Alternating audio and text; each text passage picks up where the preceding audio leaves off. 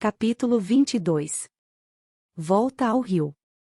Jumento de uma figa, cortaste-me o fio às reflexões.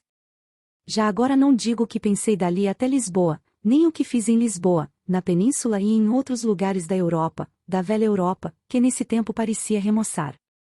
Não direi que assisti às alvoradas do romantismo, que também eu fui fazer poesia efetiva no regaço da Itália. Não direi coisa nenhuma.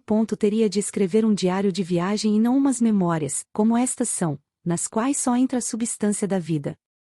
Ao cabo de alguns anos de peregrinação, atendi às súplicas de meu pai. Vem, dizia ele na última carta, se não vieres depressa acharás tua mãe morta. Esta última palavra foi para mim um golpe. Eu amava minha mãe, tinha ainda diante dos olhos as circunstâncias da última bênção que ela me dera, a bordo do navio. Meu triste filho, nunca mais te verei, soluçava a pobre senhora apertando-me ao peito. E essas palavras ressoavam-me agora, como uma profecia realizada. Note-se que eu estava em Veneza, ainda recendente aos versos de Lord Byron, lá estava, mergulhado em pleno sonho, revivendo o pretérito, crendo-me na Sereníssima República. É verdade, uma vez aconteceu-me perguntar ao locandeiro se o Doge ia a passeio nesse dia. Que Doge, senhor meu? Caí em mim, mas não confessei a ilusão, disse-lhe que a minha pergunta era um gênero de charada americana. Ele mostrou compreender, e acrescentou que gostava muito das charadas americanas. Era um locandeiro. Pois deixei tudo isso, o locandeiro, o Doge, a ponte dos suspiros, a gôndola, os versos do Lorde, as damas do Rialto, deixei tudo e disparei como uma bala na direção do Rio de Janeiro. Vim. Mas não alonguemos este capítulo. Às vezes, esqueço-me a escrever, e a pena vai comendo papel, com grave prejuízo meu, que sou autor. Capítulos compridos quadram melhor a leitores pesadões, e nós não somos um público infolio, mas pouco texto, larga margem, tipo elegante, corte dourado e vinhetas, principalmente vinhetas. Não alonguemos o capítulo.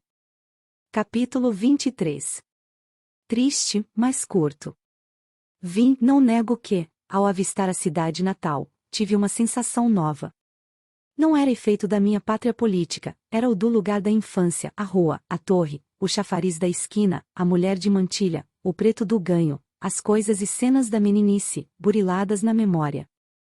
Nada menos que uma renascença. O espírito, como um pássaro, não se lhe deu da corrente dos anos, arrepiou o voo na direção da fonte original, e foi beber da água fresca e pura, ainda não mesclada do enxurro da vida. Reparando bem, há aí um lugar comum. Outro lugar comum, tristemente comum, foi a consternação da família. Meu pai abraçou-me com lágrimas.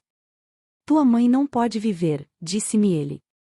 Com efeito, não era já o reumatismo que a matava, era um cancro no estômago. A infeliz padecia de um modo cru, porque o cancro é indiferente às virtudes do sujeito, quando roer é o seu ofício. Minha irmã Sabina, já então casada com um cotrim, andava a cair de fadiga. Pobre moça. Dormia 3 horas por noite, nada mais. O próprio tio João estava abatido e triste. Dona Eusébia e algumas outras senhoras lá estavam também, não menos tristes e não menos dedicadas. Meu filho. A dor suspendeu por um pouco as tenazes, um sorriso alumiou o rosto da enferma, sobre o qual a morte batia a asa eterna. Era menos um rosto do que uma caveira, a beleza passará, como um dia brilhante, restavam os ossos que não emagrecem nunca. Mal poderia conhecê-la, havia 8 ou 9 anos que nos não víamos. Ajoelhado, ao pé da cama, com as mãos dela entre as minhas, fiquei mudo e quieto, sem ousar falar, porque cada palavra seria um soluço, e nós temíamos avisá-la do fim. Vão temor.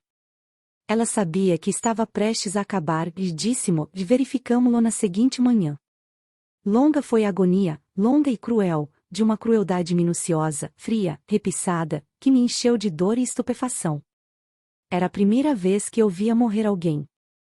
Conhecia a morte de oitiva, quando muito tinha a visto já petrificada no rosto de algum cadáver, que acompanhei ao cemitério, ou trazia-lhe a ideia embrulhada nas amplificações de retórica dos professores de coisas antigas, a morte aleivosa de César, a austera de Sócrates, a orgulhosa de Catão.